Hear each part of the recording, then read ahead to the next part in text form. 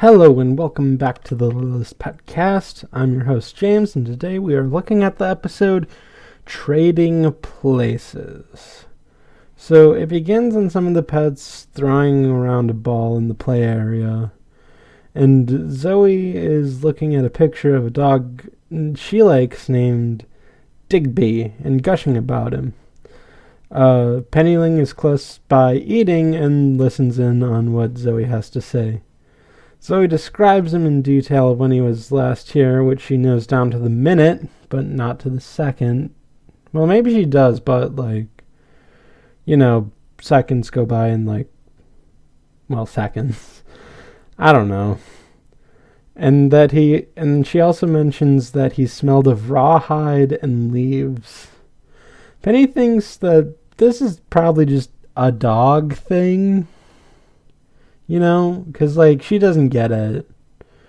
So maybe it's, a thing for dogs, which I think is fine, Zoe says that they keep missing each other, and says that he'll be here tomorrow, but she won't because she needs to cover up a freckle on her face, which she now reveals. But Penny notices that this is not a freckle, but a blemish / zit, I guess. And she tells Zoe and shows her a mirror.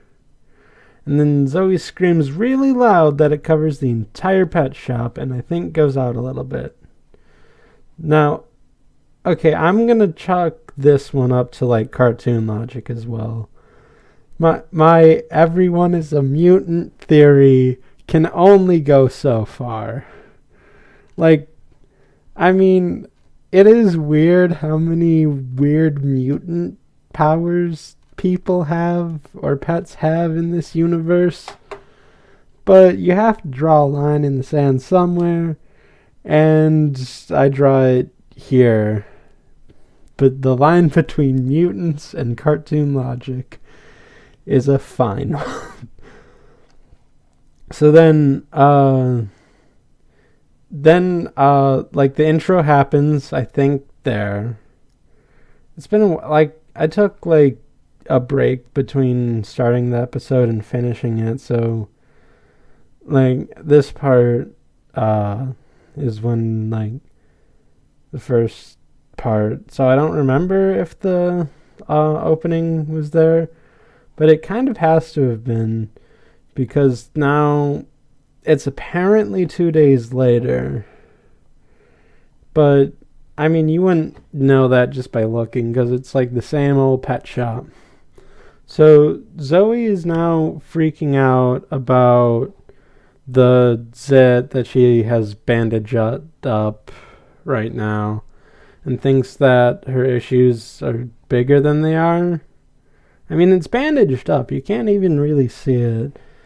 And Penny Ling tries to downplay it a bit, but Zoe is still blowing things out of proportion. And yeah, I don't... I want to say something about body image and body dysmorphia here, but I'm not a psychologist. I just took a class in psychology, but that doesn't make me a full-blown psychologist. It takes years of effort and stuff. But I think Zoe has some issues, and she's projecting them onto her zit on her nose, which I can at least tell that they make it clear enough that that's what's happening, I think. So while Zoe's freaking out, Penny asks if Digby said anything about her yesterday. But Penny Ling says no, but because he wasn't there yesterday, there was a schedule mix-up, and he's coming in today. So Digby, on cue, walks in, and Zoe hides behind Penny, and Digby says hello to Penny. Zoe then says, "We need to talk," and drags Penny behind a mirror to talk, I guess.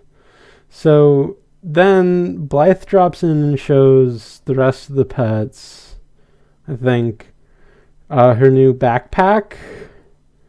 And Russell then enters a fantasy about what it would be like to go to school, which, I mean, I guess kind of appeals to Russell since he's the brains of the pet shop, but still, this fantasy gets weird.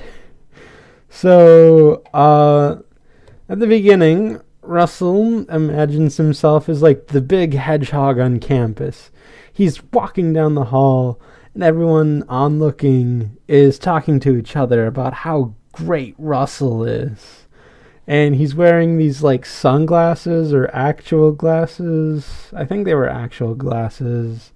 Again, this is like before I took a break, because like, you know, life is a bit hectic. Like, I mean, you can tell because I haven't put one of these out in over a week again. But, I mean, whatever, we'll get to that at the end, since I didn't get to it at the top. Anyway, then he imagines himself as a football. Not a football player. A football. American football, in case you're wondering. So, what happens is, like, they're at a sports game, a sports arena, a football field, I guess. I know football. I might be a nerd, but I know football. I was raised by football people. And I get into football when I'm watching it. I just don't watch it terribly often. So, whatever. They're at like the stadium, and everyone's cheering on Russell. And then Russell's like, yeah, congratulate me. Then he curls up into a ball, and then he gets kicked by a player for a field goal. So, like, Russell has to know he has super strength if he's willing to get kicked by a football player. Because, let me tell you, they are strong, and I don't even think, like, the lightest kick that would make it into a field goal would not hurt. This would hurt if you had normal strength. But because Russell has super strength, he's just okay with being punted because that doesn't hurt, I guess. And then when he gets to the field goal, he bounces around on the like goalposts, and it looks like he's gonna fall the other way so that they don't get the goal. But then Russell cheats and uses like one of the goal hands to. I looked this up. I cannot find what those things are actually called in like shorthand. So they're just like poles, I guess.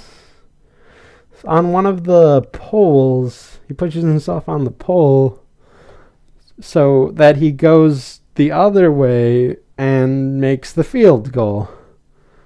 And like the ref even calls it good. Like they didn't see that. It seemed a little obvious, but that's because I was close up. So maybe the ref didn't see that. But I mean, well, okay, this is a middle school, high school football game? I'm back to this, and I'm not even at the part where, like, I wrote in my notes that I'm back to this.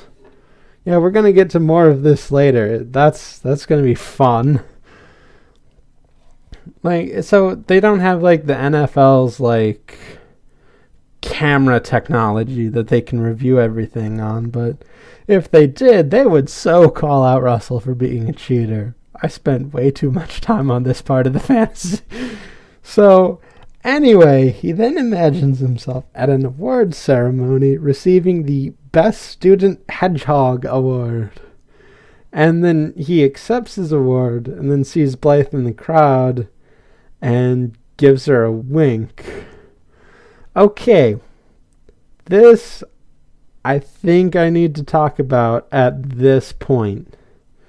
So, according to some people on TV Tropes, and one of my friends who wanted to see an episode, so I showed them an episode. It wasn't this episode. It's not an episode we've seen so far. It's in season 3. But put out, and that is that the show may hint at Russell having a crush on Blythe, which, like, I mean, I didn't notice it until they brought it up, but I mean, I kind of see where they're coming from with this scene, because he's like, oh yeah, Blythe's there, that's like what I like, it's what I like. It's what I like. I don't... anyway. But, like... I don't know. I stand against it on a moral perspective. Although then again... Maybe... I might be into, like... A hedgehog and panda.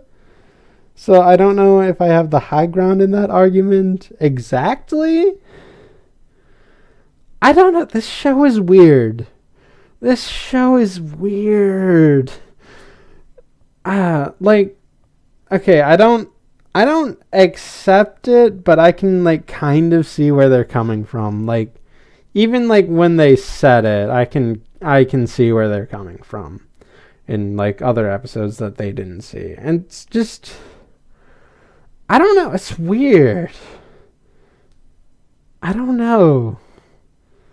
So then Blythe has to leave, and Russell snaps back to reality. Oh, there goes gravity. Oh, there goes... never. So anyway, Blythe has to leave, and then she says TTFN, but the pets are all confused by this. And, okay, this is part of the acronym running gag that they do, which it's not a good running gag, but I also said I wouldn't mention it too much, but this one's just, like, weird, because, like, TTFN is, I think, a common turn of phrase, although maybe it's just because I watched Winnie the Pooh a lot, and Tigger said TTFN, ta-ta for now. I mean, he always added the clarifier, so maybe not adding the clarifier, like, was what was weird about it. Like the pets are conditioned to hear TTFN, ta-ta for now, like that, but when they didn't hear the ta-ta for now, they were like, what? But no, it's not that, because, like, Blythe had to actually explain ta-ta for now. And the pets, like, seemed to, like, oh yeah, and not... oh, there it is. I don't know. This seems like a real common turn of phrase, I think. Did I just watch too much Winnie the Pooh growing up? I mean, no such thing, am I right? But anyway, Blythe rushes out the door, and then Russell gets an idea, and he rushes into her backpack to go live out his fantasy, which he should be smart enough to know that he can't live out. Like, he should know that Blythe is the only person that he can talk to, and they understand what he's saying. Like, holy crapoly. This is dumb. So, the rest of the pets talk about how terrible this is going to be when Blythe discovers it, and also when Mrs. Twombly finds out that Russell went AWOL. But Vinny says they should just cover for Russell. Yeah, like friends do, I guess. I mean, friends do that, I think. Like, if the charge isn't too serious. Like this is like covering for your coworker when they want to go to a Foo Fighters concert, but it's during work. Which was it during work? I mean, I don't know of many concerts being like midday except for like big events. Like, I just referenced How I Met Your Mother there with the Foo Fighters concert, but like, now I'm confused about that more than, well, not more than this show. I'm gonna get more confused about this show when we're going back, but right now I am confused about How I Met Your Mother. So yeah. And he says they should cover for Russell, and Sunil replies, "What are we, magicians?" Odd that I would ask that question, except not really, since you're the only magician in the crowd. You're a good magician, although I don't see, like, any, like... Wait, yeah, Sunil, use your magic to teleport, like, Russell. Except then you'd be missing, then we'd be back to square one. So, yeah, and I don't know of any other magical tricks up your sleeve that can save you in this situation. So, I don't know, maybe something else. Meanwhile, Digby is asleep for all of this. And then behind the chair, I think, Penny says that it's nonsense that Zoe wants to avoid Digby because of her nose. But Zoe is still over-exaggerating her nose problem and her zit. But Penny tries to reassure that it won't mean anything to him. But Zoe's like, but what if he's superficial? What if he only cares about looks? What if, Okay, I'm going to get to this now. So usually I put like the writers in the description to give them credit for the episode that I'm tearing into, I guess. And one of the writers is a writer named Tom Minton, who wrote like a few episodes of Phineas and Ferb. And that, like, kind of dialogue on top of what happens later in this episode, like, just reminds me of, like, Candace and Jeremy's relationship. And honestly, that's a really good TV relationship that I really like. I don't know. I like seeing it emulated here. So, yeah, it's not... Yeah, like I said, like I keep saying, the show isn't all bad. It's just a lot weird. But, like, Phineas and Ferb is a lot weird, but like I said, it doesn't borrow enough, or it borrows a little too much when it shouldn't. But right now, I think they're borrowing enough, and I think that's fine. So, he then says that Penny should talk to Digsby and then drags her off again. So now in the car of Roger taking Blythe to school, Blythe and Roger are talking about Blythe's idea for a backpack, which, interesting if deliberate, but we'll cross that bridge when we get to it. I kind of hope it's deliberate, because, yeah, this is an interesting bit. Maybe it's, like, deliberate the other way. Like, sometimes, like, MLP does that, where they take some thing from an earlier episode and then, like, put it out for later. But, I don't know. They're just having, like, a pleasant conversation, and Roger's, like, encouraging Blythe about her idea because he's a good dad. Good dad Roger. Always, So, Roger says that, that if she makes a backpack that can store an animal, that, Blythe and everyone could take animals to school.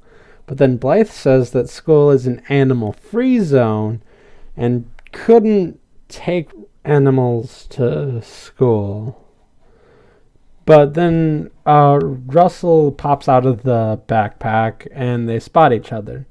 Blythe freaks out and Roger swerves a bit because he's not used to this. And Roger asks what's wrong because he's not turning around and because he's a good driver. Or at least a good dad, which makes him a good driver because he doesn't want to get in a car accident with his daughter, although him being a good driver might not have been on display in episode 1. I don't know, maybe that disproves the theory, but I think he's a good driver in this instance. So Blythe, instead of telling the truth, lies and says she forgot something at home that they need to go back. However, when Blythe says, tissues, Roger grabs tissues and throws it back. And then she says cotton balls and throws those back as well. And then she says her favorite brush. And he has all of her brushes for her. All of her favorite brushes, depending on, the style. Because, Roger knows that Blythe is a fashion-forward teen. And, different combs produce different styles. Roger's a good dad, and he has all of that stuff just so that Blythe doesn't have to be late for school. So, yeah, you know what? Hashtag Roger for Dream Daddy 2. That's just going to be my code from now on for when Roger's being a really, really good dad.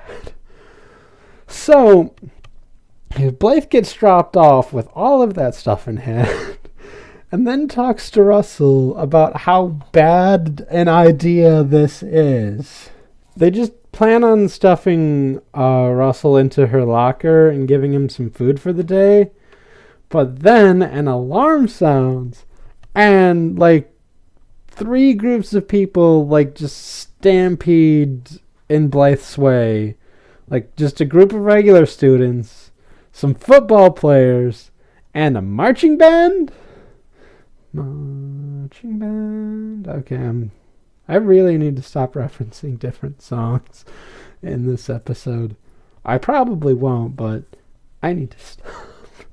So, this is the part I mentioned earlier where I'm confused on whether or not this is a high school or a middle school. And I think it might be both. Or maybe a high school. Because a lot of, the students that pass by seem taller than Blythe. Noticeably taller. And, the football players are freaking huge. They're just huge. So, it's either a high school or both. A middle school, high school. Although I've never actually seen a middle school, high school. I've seen an elementary school, middle school, but not a middle school, high school. I don't know. I haven't been to New York, so does New York have middle school, high schools? If they're trying to emulate that? Criminy, I don't even know. So then an announcement comes on saying to disregard the fire alarm because, I don't know, something was wrong with the fire alarm and it's not an actual fire and they're not having a drill. And the stampedes come back from the other side in the same order they came front-wise. Which I'm actually a little impressed they had time to turn around. And not fully turn around, not it's not in reverse order where it's the band and then the thing first. And then, but it's the other, yeah. I'm impressed. But, what I'm more impressed by is that through 6 student stampedes, Blythe does not get knocked over. She is still standing. She is dazed and confused, but she's still standing. And that's doubly impressive because given the size of her head, she should be incredibly top-heavy. So, while she didn't fall down at all, she realizes that her backpack and Russell with it are missing. She looks for it and finds it, but doesn't see Russell in it.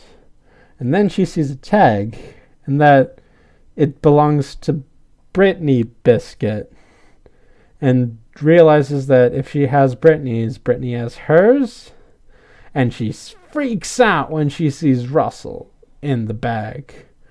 Russell then runs off, and Blythe realizes just how bad this is. This is the worst case scenario.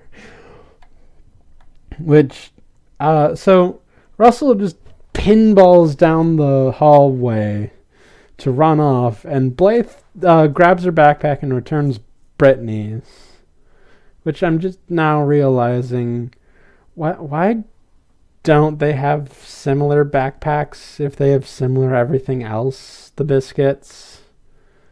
If they're that close as twins, I don't know. So Blythe continues to give chase, but the class bell rings and Blythe is forced to go to class.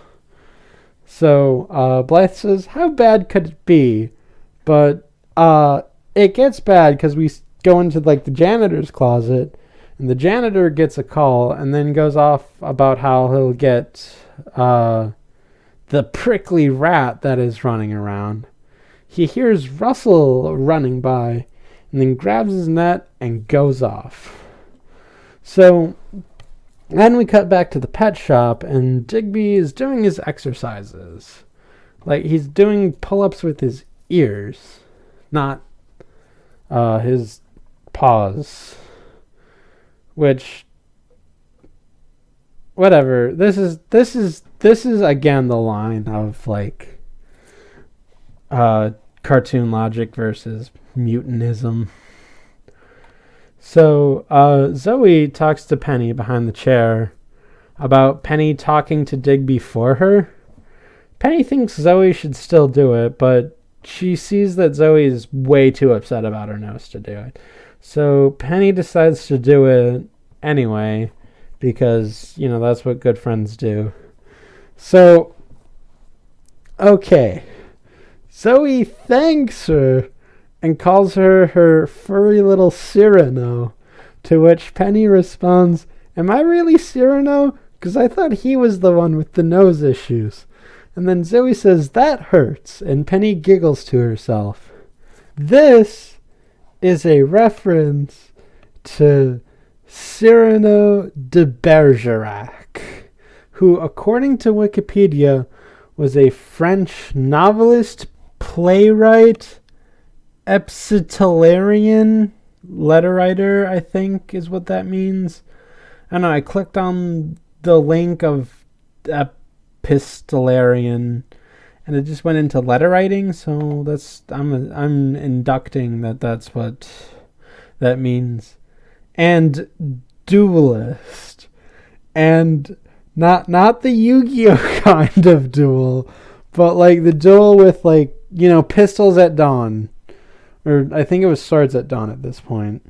I don't know. I looked at the dueling page on Wikipedia, and I don't know. They started out with swords, although I mean, I knew it wasn't going to be, but I'm still a little sad that Cyrano de Bergerac wasn't like a duelist with, like, you know, in the Yu-Gi-Oh sense. Okay, so how did they know about Cyrano de Bergerac? Like, I mean, I didn't know who he was, what they were talking about when when I first saw the episode. And then I only learned about him through like a bit that like the Late Show with Stephen Colbert put on like earlier this year about like their like copyright land or whatever. I don't know, they had like a thing where they had a company that like bought a bunch of stuff and they made like a random assortment of copyright stuff with a copyright theme land, and then there's like public domain playground or something, and Cyrano de Bergerac was in one of them. And then they had him with an over-exaggerated nose, and that's when I knew that that's what they meant. I am thoroughly confused about this, because, like, if I didn't know about this until now, like, I don't think kids are going to get who Cyrano de Bergerac is. I'm saying his full name because it's fun, okay? Cyrano de Bergerac. Much like how saying Pendleton Ward's full name is fun.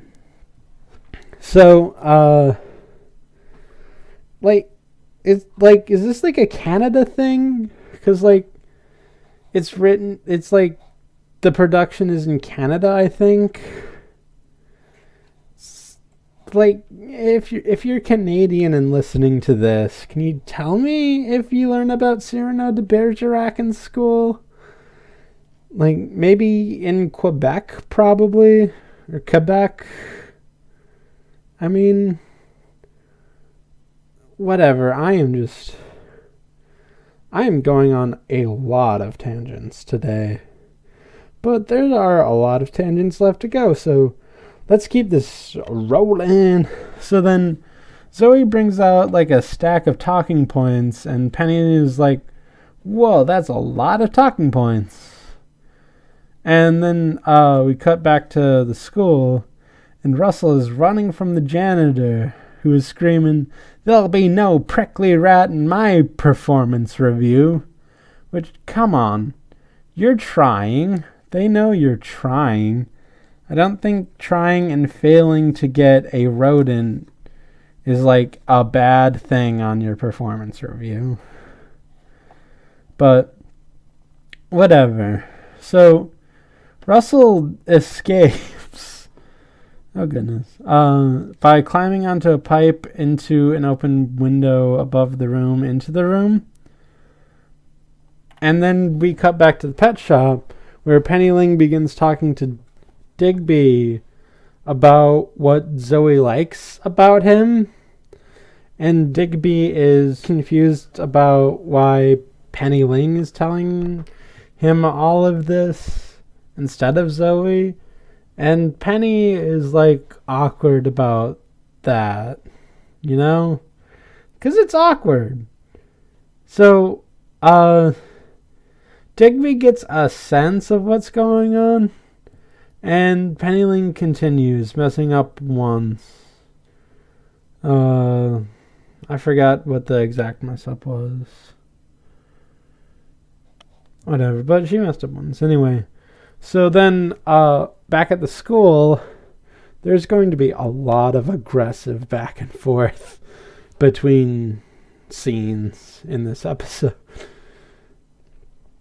Russell is actually in the doctor's office, and Whitney and Brittany Biscuit are like right below him because he's still hanging on to like the pipe on the ceiling. And the Biscuits are like freaking out and talking bad about Blythe and Russell. Russell gets mad at them, but he lets go and drops down, which probably should have killed him, but doesn't, because he has super strength, as evidenced by him like voluntarily getting kicked in his own fantasy.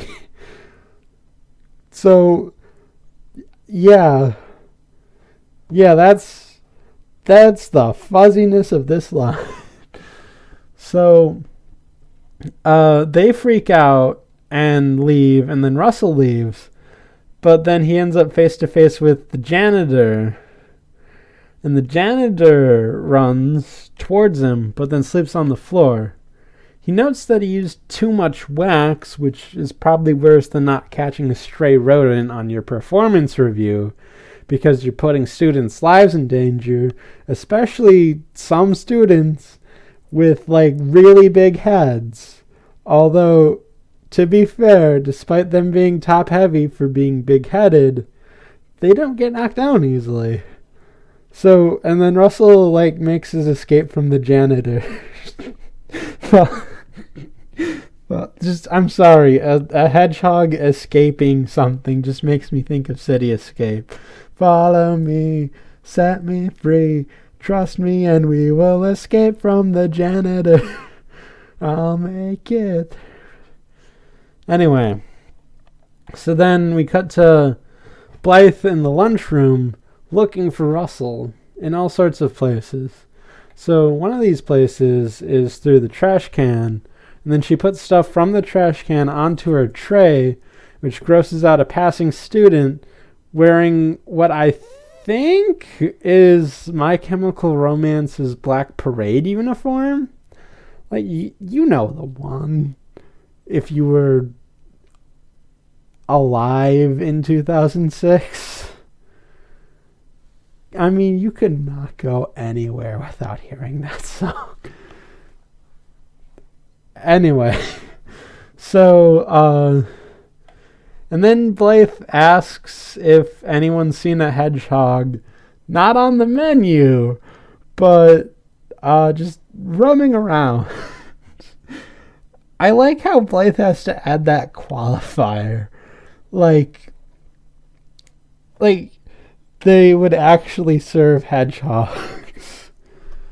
Oh, goodness. Anyway, so Blythe goes to her table and is freaking out about losing Russell. And she starts seeing Russell where he isn't, like once on a scrub brush and then a silhouette of the mascot going around. Because their mascot is also a hedgehog, I think.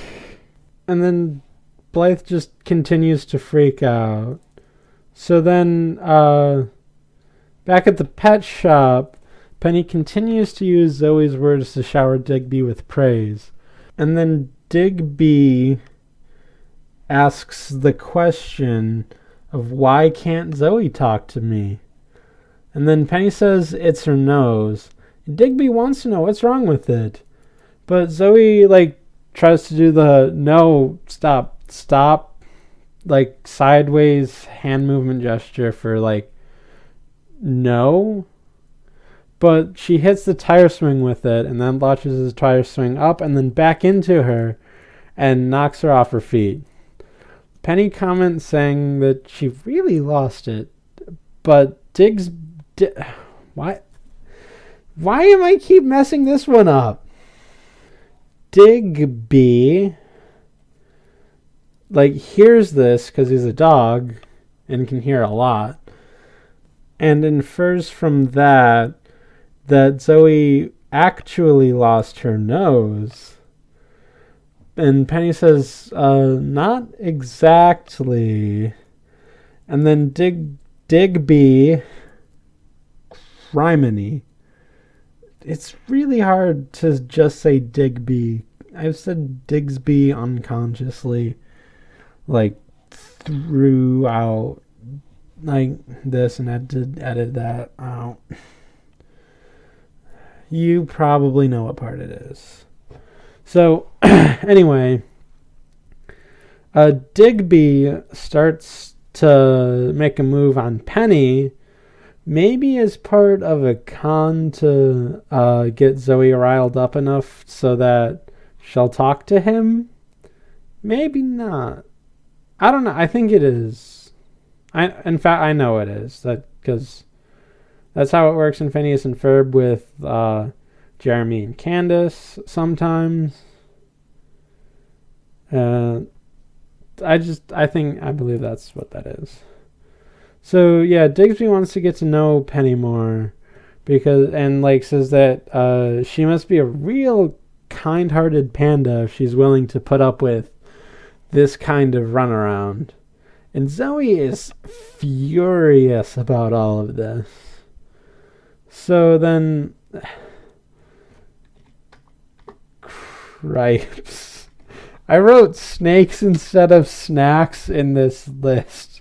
That would have been real awkward. Okay, so Mrs. Twombly is getting snacks ready for everyone. And then announces it. And says, I'll be there in 2 shakes of a lamb's tail, or a fish's tail, or whatever tail you have. Because Mrs. Twombly's all-inclusive like that. So the pets freak out because they don't have a convincing Russell stand-in. It's just a bunch of cardboard boxes and tubes. So Pepper tells Minka to distract Twombly while everyone else is working on a better Russell. So Minka approaches Mrs. T and asks for a snack. And then Mrs. Twombly gives her a salivating Simeon Crunch energy nugget. Minka eats it. And then Mrs. Twombly goes for the door. But then Minka comes in wanting her belly scratched. And then she does that. But then she goes back to the door. So Minka tries scratching on her, but that doesn't hold up either. So, as a last resort, Minka takes one of Mrs. Twombly's prized doorknobs, and Twombly gets adequately distracted with it, and she chases Minka around the not play area part of the pet shop. I guess technically the pet shop part of the pet shop. And then when Minka throws it up in the air, Mrs. Twombly leaps for it, but Minka also catches it by climbing up to the ceiling, and then Mrs. Twombly lands in bags of pet food. And then Minka brings the doorknob up to the incapacitated Twombly, and Twombly says, "Who knew that monkeys and doorknobs would make for such a delightful diversion?" So this is a reference to the other show by the creators, which is My Gym Partner's a Monkey. And they had a whole running gag, I think, about how, like, monkeys get distracted by doorknobs. And, yeah, like, they had that in, like, one of the games they had on CartoonNetwork.com. Like, I played the game because, like, I don't know, as a game it was fine. But as a show, I heard, like, it's probably, like, not... Like, it's probably one of the... Like, a lot of people say it's not very good. And, I mean, I don't remember it being great. I just thought it was, like, alright. I don't know. Maybe I should look into that show again, because I'm doing this whole podcast about this show that the creators created. Maybe I'd do the other thing. But whatever. I don't know if I'm going to, though. So, Sunil is relieved when this distraction works out. And then we cut to the school again. And Blythe looks for Russell, and she thinks she finds him, but it's a prickly rat in the garbage. And then Russell heads to the garbage after Blythe leaves, and then finds the same rat and comments about his prickliness because he knows the janitor's going after a prickly rat and thinks that that's Russell. So he sees where the janitor might get confused. So then Russell leaves the area, and then Blythe comes back in the area and looks for him again. They keep missing each other, which, whatever. So then at the pet shop, Zoe sneaks around to find Penny and Digby, and she sees them laughing on the tire swing on top of a bunch of pet beds that are stacked up for some reason, and she is not happy. So then back at school, Blythe is looking for Russell in the locker room, and then she looks behind a set of towels strung up, like the sign for this should be private, and especially in a locker room. It's weird, but thankfully, she only finds the mascot napping in full mascot uniform. But they're still both freaked out by all of that. So back at the pet shop, yeah, we're going really back and forth. It's like that One Rhythm Heaven game, like at this point where like it was like ee ooh ooh ee ooh ooh before, but now we're going into like ee ooh ooh ee ooh ooh ee ooh ooh, and that's what that's like. Anyway, so Penny and Digby continue laughing, and Zoe like falls off the tower because it's horribly balanced, and she falls onto the Russell decoy. But then Vinny sees Russell's silhouette and finds that it's just Zoe's lower body contorted to look like Russell. And Pepper thinks that they can use this. So Blythe finds Russell and picks him up. And Russell says he wants to make it back before snack time, and Blythe realizes that Russell's owners are also on their way back. So Blythe starts running out of school, but then she collides with the janitor, and then her backpack falls off and hits the trash can, and the janitor springs up. Russell ducks because he thinks he's going to get caught, but the janitor goes for the trash with the actual rat. The janitor thanks Blythe for the assist, and Blythe is not really enthused about this. But then Blythe runs off, and the janitor walks proudly with his catch, singing like the "You'll take the high road and I'll take the low road," but with rat instead of road.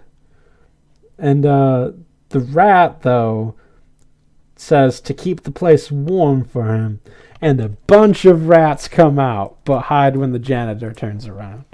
And the janitor puts it up to, "I've been doing this for too long." Which, okay, first, are you getting back, rat? Are you not going to, die because of this? Like, I don't know what the policy is for, like, catching rodents in schools, but I don't know how many of them involve them leaving it alive. Especially one with like a janitor as, I was going to say crazy about this, but he's not too crazy, especially not compared to like other crazy specialists like he's no exterminator from over the hedge. I'll tell you that much. So second, with all of those rats in hiding, one of four things is happening. The janitor is really bad at his job, which might explain why he wants to catch a rat for his performance review. But also putting too much wax on the floor might be a bad sign. So, or two, no one knows about all of the mice in the area. They know about maybe one or two, but they're just too dumb to notice the rest. Three, the mice are actually super geniuses, which puts me on the other side of which puts them on the mutant side of the mutant cartoon logic line. Or four, nobody actually cares about these rats except the janitor. And none of these seem like entirely good options for the school, So, outside of school, Blythe goes into a taxi, pops some quarters, and gets ready to rock because it's crazy taxi. Yeah. So, I'm not exaggerating. The taxi just jets off and starts going, like, taking corners hard And Russell almost drops the apple. Yes. So, whatever. So at the pet shop, the pets are painting Zoe's backside brown and putting glasses on it to make it look like Russell. I don't know. This whole segment is just a little weird if you think about where they're putting the stuff, especially because they use like a blow dryer to like dry the paint. And Zoe's like, whoa, what was that? What was that? Just a little, just maybe a little suggestive. It's weird. So then Twombly walks in and tells the pets about Minka's wild chase.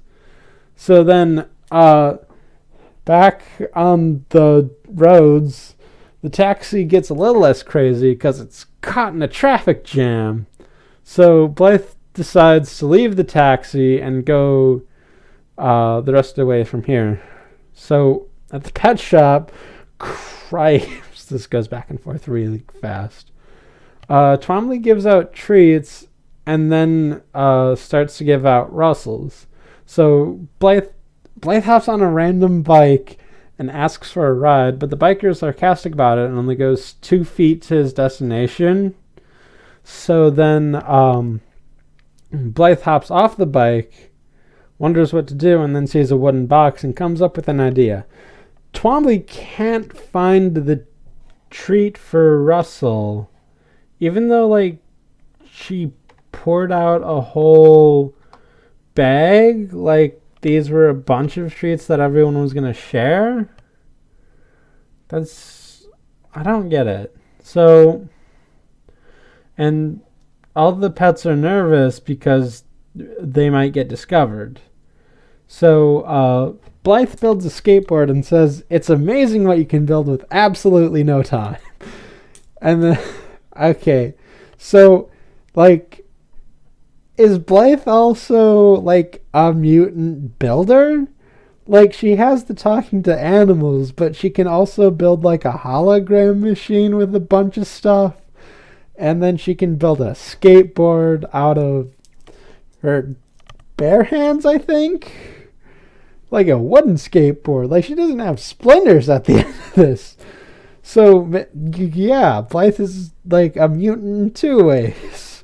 So, she then skates down and uses the box she saw earlier as a ramp.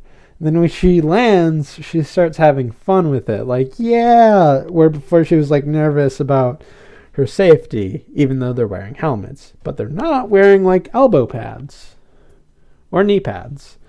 So, anyway. So then at the pet shop, Twombly finds Russell's tree, which is like a black triangle thing. And then she throws it accidentally. Blythe and Russell make it in, and Russell makes a mad dash for it. And as soon as the food leaves Twombly's hand, everything goes slow-mo. Russell jumps on Mrs. Twombly twice, which distracts her. Like the second jump distracts her, not the first jump. And then Russell replaces his substitute and catches the food. Mrs. Twombly compliments Russell on the catch, and then Zoe, being the substitute, is flung towards Digby and knocks Penny Ling out of the way. She then talks to Digby for a bit, but Digsby has to leave because his owner is here, but then gives her a kiss on the nose as he leaves. Zoe is in like gushing mode, and she's like, wow, I can't believe it. Like, he actually kissed it. And then like says she thinks she should keep the bandage for a while to get some more attention out of it. And then she asks the rest of the girl pets, and they all have bandages on their noses as well, thinking that will work. And then the episode ends with everyone laughing about that. Yeah, this is a really strange episode. Like, you can tell because this is the longest episode so far that I've been doing. So, I don't know, like, and through all of my ranting and raving, I still don't know exactly why it's called Trading Places. Like Zoe and Penny aren't trading places. Like, they're just, like, Zoe's asking Penny to do something for her. And Russell isn't trading places with anyone either, because, like, no one from school is coming to the Littlest Pet Shop. So, yeah, I don't get it. This is a strange episode. So, I guess that does that for this episode of the Littlest PetCast. Tune in next time for the episode Topped with Buttercream, which I will announce right here. I am planning on doing soon. So you get 2 podcasts in this week or this space of time. And maybe no podcast next week because it's like Christmas week and stuff. Maybe you'll get one and we'll just be like ahead, whatever.